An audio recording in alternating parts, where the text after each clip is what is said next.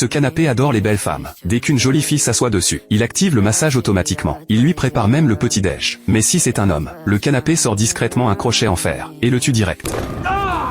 De son vivant, le canapé était un mec faux amoureux. Pour rester près de son ex, il a demandé à un sorcier de transférer son âme dans un canapé. Puis il a fait vendre le canapé au nouveau copain de Lisa. Le canapé est enfin de retour auprès d'elle. Le soir, Lisa se pose sur le canapé. Le massage se déclenche tout seul. Elle profite toute la nuit. Le lendemain, en se réveillant, elle se retrouve dans son lit. Lisa sort dans le salon perplexe. Des bougies sont posées par terre, et un petit-déj l'attend sur le canapé. Lisa comprend rien du tout. Son copain rentre du boulot. Lisa croit que c'est sa surprise. Ça rend le canapé dingue de jalousie. Le mec se met à manger le petit-déj. Le canapé bouillonne encore plus.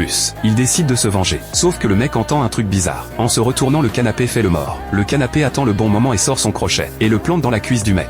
Le mec court raconter tout à Lisa. Quand elle revient avec la police, le canapé est redevenu normal. Personne croit le mec. Il rentre chez lui, mais le canapé en a pas fini avec lui. La nuit, il le retrouve. Le mec ferme la fenêtre en panique. Le canapé coince un ressort dans la fenêtre. Le mec essaie de fuir. Le canapé lui crochette la cheville, et le règle sans pitié. Le lendemain, Lisa apprend la mort de son copain. En sortant, elle croise le voisin. Le type la supplie de sortir avec lui. Lisa a pas la tête à ça. Une fois Lisa partie, le mec se faufile chez elle, pose les vêtements de Lisa sur le lit, se glisse sous la couverture et fait des trucs horribles. Ça rend le canapé fou de rage. Il attrape le fer à repasser, se glisse derrière le type.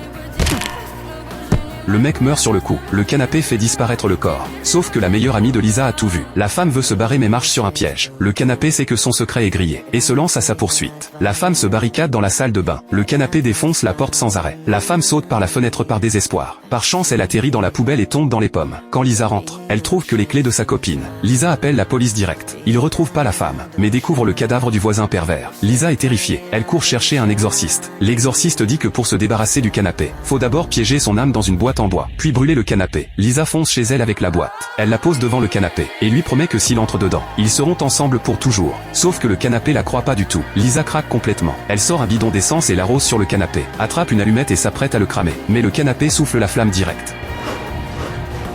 Ça se répète des dizaines de fois, jusqu'à la dernière allumette sans succès. Lisa est au bout du rouleau. Le canapé se lève et marche vers elle. Lisa sait plus quoi faire. À la dernière seconde, la police débarque. Une balle et le canapé maléfique est réglé.